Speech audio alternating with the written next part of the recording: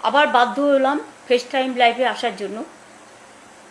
তার কারণ আমরা বাইরে মিডিয়াকে যে কথাগুলো বলি, আমি সাংবাদিকদের দোষ দিতে চাই না, কিন্তু এখন মিডিয়া, সাংবাদিকরা তো মিডিয়া কন্ট্রোল করে না, বিজেপি টোটালটা কন্ট্রোল করে এবং তাদের মালিকদের দিয়ে। এবং এখন মিডিয়া, আমি রেসপেক্ট জানিয়েই বলছি, মিডিয়ার বদলে গদি মিডিয়া হয়ে গেছে। কাজেই ওরা আমরা যেটা বলি সেটা পজিটিভভাবে না দেখিয়ে ন্যারেটিভ এবং নেগেটিভ বিজেপি অফিস থেকে যা বলে দেওয়া হয় তাই করে। ভারতবর্ষে এ ধরনের সিচুয়েশন হবে ভাবতেই পারি না।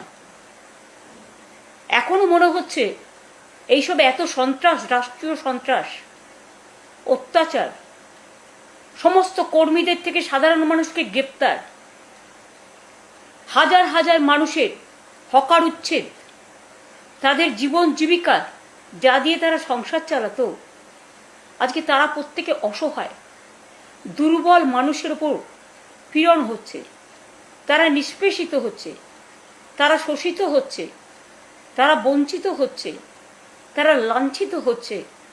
এই বুলডোজার রাজ বিশেষ করে একতরফাভাবে মানুষকে হিয়ারিংয়ের সুযোগ না দিয়ে, মানুষকে তার রিহ্যাবিলিটেশনের ব্যবস্থা না করে, পুনর্বাসনের ব্যবস্থা না করে, আজকে যেভাবে হঠাৎ করে রাতারাতি হাজার হাজার মানুষের দোকান ভেঙে দেওয়া হলো, তপসিয়াতে বাড়ির পর বাড়ি ভেঙে দেওয়া হলো,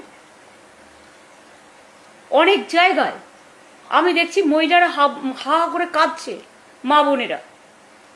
শুধু এখানে নয়, আলিপুরদুয়ারের বীরপাড়া থেকে শুরু করে হাওড়া, শিয়ালদা, তপসিয়া, তিলজলা, পাক সার্কাস থেকে শুরু করে, বালিগঞ্জ থেকে শুরু করে, হুগলি থেকে শুরু করে, হাওড়া থেকে শুরু করে, বর্ধমান থেকে শুরু করে, মেদিনীপুর থেকে শুরু করে, বাঁকুড়া থেকে শুরু করে, কোথায় নয়। এবং মানুষের জন্য সামান্য মানবিকতা, মনুষ্যত্ব, এইটুকু তো আমরা আশা করি না। তৃণমূল কংগ্রেসের এমএলএদের পুলিশ দিয়ে ভয় দেখানো হচ্ছে, লোকাল আইসি এবং এসপিরা ফোন করে বলছেন এবং বাড়িতে পুলিশ পাঠিয়ে রাখছেন যাতে তারা বেরোতে না পারে, এবং তাদের পরিষ্কার বলা হচ্ছে দল ভাঙুন, অমুক লোকের সাথে গিয়ে যোগাযোগ করুন। প্রথম ফোনটা পুলিশ করছে, দ্বিতীয় ফোনটা বিজেপির অফিস থেকে যাচ্ছে, কোনো না কোনো অফিস থেকে। এটা গণতন্ত্রের নমুনা? এক তো লুট করে আপনারা ভোটে জিতেছেন, ঠিক আছে, আপনারা কাজ করুন, সেটা না করে অকাজ কেন করছেন, কুকাজ কেন করছেন? আজকে সন্ধ্যের মধ্যে নেমে আসছে মধ্যরাত। দ্বিজেন্দ্র মুখোপাধ্যায় একটা গান গেয়েছিলেন, রবীন্দ্রসঙ্গীত আমাদের খুব প্রিয়, আমার নিশীথ রাতেরও বাদল ধারা। মানুষের চোখ দিয়ে সন্ধ্যেবেলায় নিশীথ রাত নামছে এবং মানুষের চোখ দিয়ে অশ্রু বেরোচ্ছে। মানুষ সজল নয়নে প্রশ্ন করছেন, এখানে কোনো মুসলিমদের তো হচ্ছেই, কিন্তু হিন্দুরাও অনেকে অত্যাচারিত। এক তো গরুর দুধের ব্যবসা যারা করেন, শুধু মুসলিম দেখতে গিয়ে একটা তো বকরিদের উৎসব তাদের করতে দেননি। কিন্তু আপনারা কি ভুলে গেছেন গ্রামগঞ্জে প্রত্যেকটা বাড়িতেই প্রায় গরু থাকে এবং গরু মিল্ক ফার্মার্স আছে, তাদের বিরাট গ্রুপ আছে। কারণ আমরা মাদার ডেয়ারি, আমরা বিশেষ করে বাংলা ডেয়ারি করেছিলাম বাংলায়। আমরা দুধটা কিনতাম চাষিদের থেকে, যারা গরুর দুধ বিক্রি করে, যাতে তারা দামটা প্রপারলি পায়। আজকে হাজার হাজার মানুষ যারা দুধ বিক্রি করে, যারা গরু থেকে দুধ থেকে ছানা বানায়, ছানা থেকে মিষ্টি বানায়, সেই আমাদের ছোট্ট ছোট্ট শিশুরা দুধ খেয়ে থাকে। মানুষ দুধ খেতে ভালোবাসেন, তারা দুধ খেয়ে থাকেন। আজকে কিন্তু তাদেরও মনে রাখবেন, বিরাট একটা কমিউনিটি, লক্ষ লক্ষ মানুষ তাদের জীবন জীবিকা হারাচ্ছেন। আমাদের কর্মীদের একটা মিছিল করতে দিচ্ছে না, একটা মিটিং করতে দিচ্ছে না, বাড়ি থেকে বেরোতে দিচ্ছে না। যারা বলে ভয় নয় ভরসা রাখুন, তাদের কাছে আমার সবিনয় প্রশ্ন থাকবে, প্লিজ দয়া করে আমাকে ভুল বুঝবেন না। মানুষের জ্ঞাতার্থে জানাই, আমাদের 2500 পার্টি অফিস আপনারা ভেঙে চুরমার করে দিয়েছেন। অনেক মন্দিরেও তালা দিয়ে দিয়েছেন, ঈদগাঁও দখল করেছেন, মিশনারিদের ফান্ডও বন্ধ করে দিয়েছেন।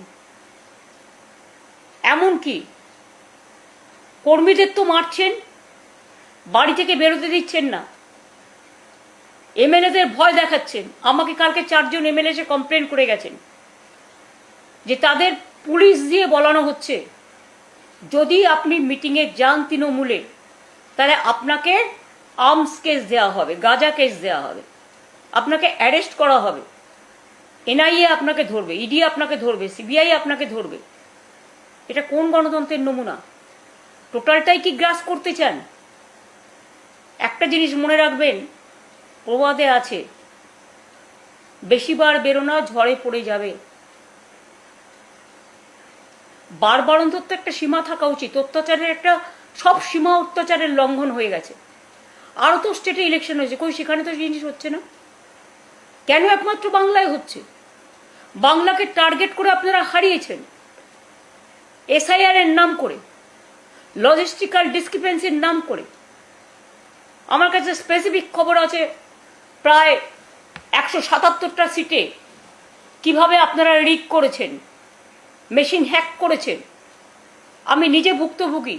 আমাকে মারতে মারতে কাউন্টিং সেন্টার থেকে বের করে দিয়ে পুরো লুট করেছেন। তখন আমি 13,000 ভোটে জিতছিলাম। এত কিছু করার পরেও আমাদের রাজারহাটে তাপস জিতে গেছিল, অ্যানাউন্স হয়ে গেছিল। পরের দিন আবার রিকাউন্টিং এর নাম করে বিকেলবেলায় তাকে জোর করে 300 ভোটে হারালেন। এরকম অনেক কেস আছে। এবং এটা ভাববেন না আমাদের কাছে এভিডেন্স নেই, ডকুমেন্ট নেই। সব এভিডেন্স ডকুমেন্ট আমাদের আছে।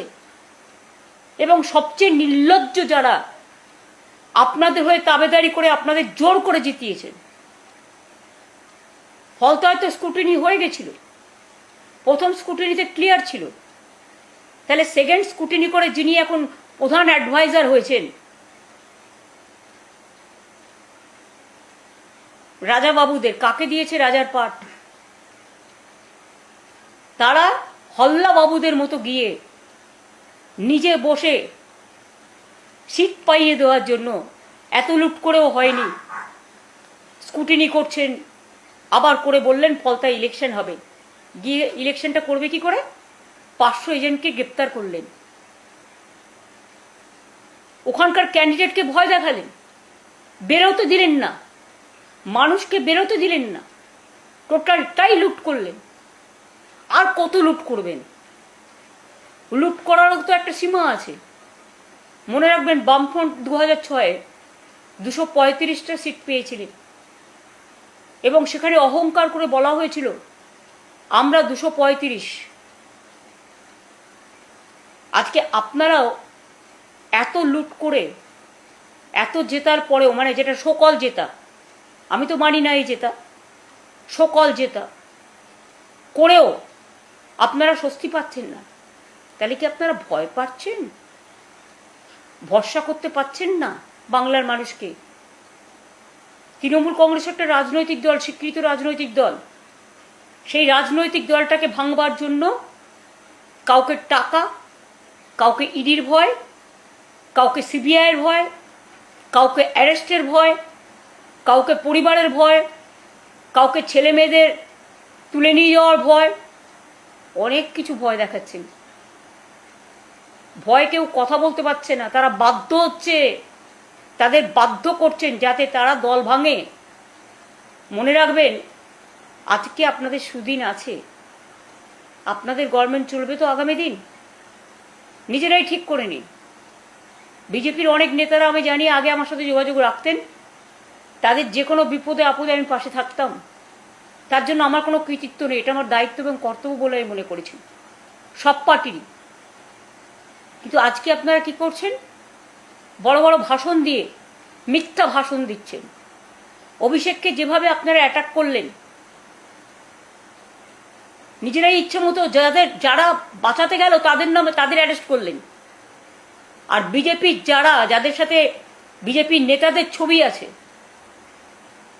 লোকাল তো বেশি ছিল না, কয়েকজন মাত্র হাতে গোনা, বাইরে থেকে আগের দিন নিয়ে এসেছিলেন, খাবার প্যাকেট যাচ্ছে, একদিন আগে থেকে তাদের অন্য জায়গা থেকে নিয়ে এসেছিলেন, এবং তার মধ্যে অনেক কাণ্ডও আছে, লজ্জাস্কর কাণ্ড, সেটা পরে বলবো না হয়, ভিডিও রেকর্ডিংও অনেক তোলা আছে। আপনারা ওইটা ছোট্ট গলি ছিল বলে যদি হেলমেটটাও না পেত, এমনভাবে পাথর ছুঁড়েছিলেন যে তার মাথাটাকে মানে পুরো স্পট ডেথ হয়ে যেতে পারতো, এইভাবে একজন পুলিশ মারা গিয়েছিল। তারপরেও বিজেপির সভাপতি বলছেন গর্ব করে, আরে বেঁচে তো আছে। হ্যাঁ বেঁচে আছে, আপনারাও বেঁচে ছিলেন আমাদের সময়, আমরা আপনাদের দুধে ভাতে রেখেছিলাম, আর আপনারা আজকে বন্দুকের গুলি আর পুলিশি রাজ দিয়ে রাষ্ট্রীয় সন্ত্রাস করছেন। এতে কি আপনাদের সুনাম হচ্ছে? না সারা পৃথিবী জুড়ে লোকে ধিক্কার দিচ্ছে? আয়নায় একটু নিজেদের মুখটা দেখুন। কোনো মিছিল মিটিং করতে তৃণমূল কংগ্রেসকে পারমিশন দিচ্ছেন না, ওয়ারাস অন্যান্য রাজনৈতিক দল যারা আছে, যারা আপনাদের দোস্ত বলেন, সকল দোস্ত, তাদের তো পারমিশন দিচ্ছেন। তাহলে আইন কি এক একজনের জন্য এক এক রকম নাকি? তৃণমূল কংগ্রেসটাকে আপনারা ভাঙতে চান, যতই ভাঙার চেষ্টা করুন এটা আরো শক্তিশালী হবে। আর যারা আজকে বড় বড় কথা বলছেন নিজের সম্পদ বাঁচানোর জন্য, যে নেতারা কর্মীদের পাশে যাচ্ছেন, এটা ভুল তথ্য। আমি নিজে কোর্টে গিয়ে লড়াই করে এসেছি, ঘরে ফিরিয়ে দেওয়ার ব্যবস্থা করেছি। এখানে প্রশাসন সন্ত্রাস চালাচ্ছে, যারা রক্ষক তারা ভক্ষক হয়ে গেছে, টোটাল ললেসনেস চলছে। এমন পৃথিবীতে ডার্ক হিস্ট্রি হয়তো হিটলারও করতে পারেননি, চাউসেস্কুর আমলেও হয়নি। এবং গোয়েবলেসের অপপ্রচারের থেকেও যে ভঙ্গিমায় আপনারা করছেন, আপনাদের জন্য আমার কোনো ভাষা নেই, সব ভাষাই নিরুত্তর। কারণ ভাষা যখন ভাষা হারায়, অত্যাচার যখন সব সীমা পেরিয়ে যায়, মনে রাখবেন কটা এমএলএ আর কটা এমপিকে টাকা দিয়ে ভেঙে বা ভয় দেখিয়ে ভেঙে তৃণমূলটাকে দুর্বল করা যায় না। তৃণমূল এতে আরো শক্তিশালী হচ্ছে, এটা মনে রাখবেন। দলের প্রথম সারির নেতা, লোকসভা যাকে আপনারা সারাক্ষণ গালাগালি দিয়ে বেড়ান, দলের third largest opposition party, second largest opposition পার্টির লিডার অব লোকসভা পার্লামেন্টে, তাকে আপনারা যেভাবে অ্যাটাক করলেন, যেভাবে মারলেন, তার চোখ এখনো অক্ষত আছে কিনা আমরা জানি না। ডাক্তার ডাকা হয়েছে, কারণ এখানে তো আবার হাসপাতালকেও বারণ করে দিয়েছেন যাতে কোনো হসপিটাল ট্রিটমেন্ট না করে। ওপিডিতে স্ক্যান করতে ভয় পাচ্ছে। এ কোন রাজত্বে আমরা এলাম? এটা কোন তুগলকি কাণ্ড চলছে? এটা কোন লঙ্কা কাণ্ড চলছে? লঙ্কা কাণ্ড তো হয়েছিল সীতামাকে উদ্ধার করার জন্য, আর আপনারা পুরো বাংলাটাকে লুম্পেনদের হাতে তুলে দিয়েছেন, কলকাতাটাকে লুম্পেনদের হাতে তুলে দিয়েছেন। দেখুন তো এই এক মাসে বিজনেসের কি হাল, রেস্টুরেন্টগুলো কেমন চলছে, ব্যবসাটা কেমন চলছে, বাজারে জিনিসপত্র কেমন বিক্রি হচ্ছে, কেন মানুষ ভয় পাচ্ছে, কেন মানুষ আতঙ্কিত, কেন মানুষ শঙ্কিত? আমাদের এখানে কিছু হলে আপনারা চিৎকার করে বেড়ান।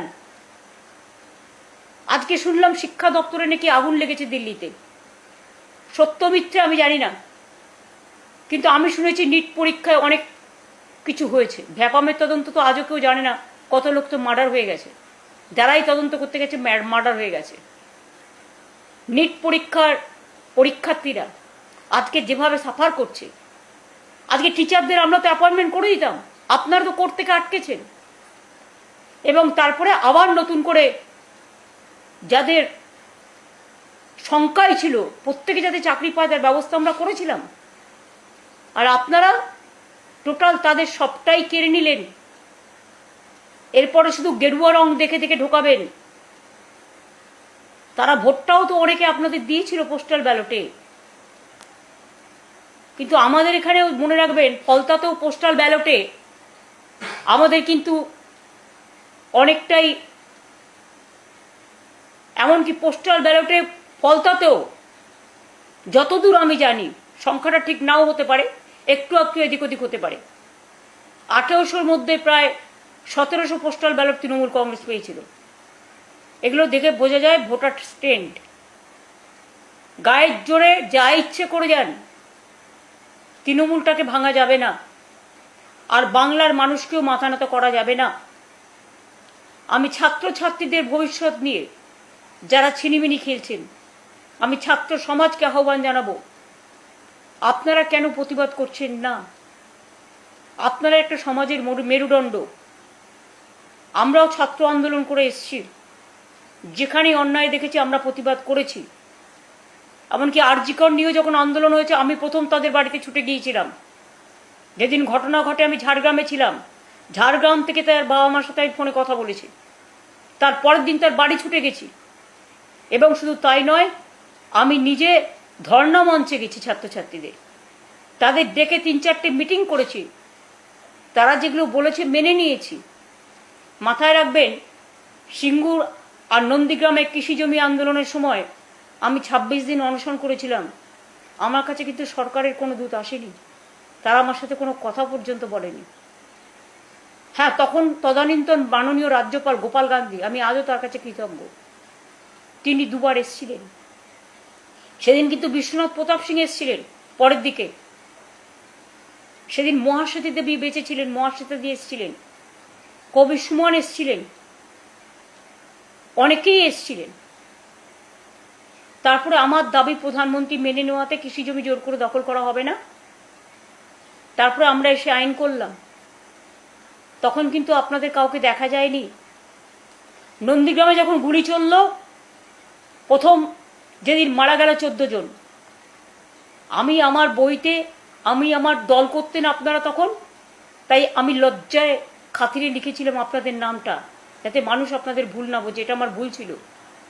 আজকে স্বীকার করছি আপনারা ছিলেন না, শুধু ছিলেন না, আপনারা আন্ডারস্ট্যান্ডিং করেছিলেন, আপনারা সব জানতেন, আপনারা কেউ সেদিন বেরোননি। তারপরেও আমি যখন গেলাম আমাকে আটকানো হলো, অত্যাচার করা হলো, কাউকে আপনাদের পাইনি আমি। তারপরেও আমি তমলুক হসপিটাল হয়ে যখন নন্দীগ্রামে গেলাম, আমার উপর গুলি চলেছিল, টিয়ার গ্যাস চলেছিল। আমি হসপিটাল থেকে বেরিয়েছিলাম অনশন করার পর, আমার একটা অপারেশন করতে হয়েছিল গল ব্লাডারের। তার কদিনে 2-3 দিনের মধ্যে আমাকে বেরিয়ে যেতে হয়েছিল, আমি অসুস্থ অবস্থায়। তারপরেও যখন 10 জন মিসিং হয়ে যায়, আমি বাড়িতে কালী পুজো থাকতে পারিনি, আমি পার্টি অফিসে ছিলাম, আর ফোনে শুনছিলাম দিদি শুনুন শুনুন গুলির শব্দ। সেদিন আপনারা কোথায় ছিলেন? আপনারা কেউ ছিলেন না। আমতার কান্দুয়াতে যখন 14 জনের হাত কেটে নেওয়া হয়, আমি তখন ইউথ স্পোর্টস মিনিস্টার হিসেবে ফার্স্ট কাজ যেটা করেছিলাম, সেটা আমি কিন্তু করেছিলাম, তাদের বাড়িতে ছুটে গিয়েছিলাম।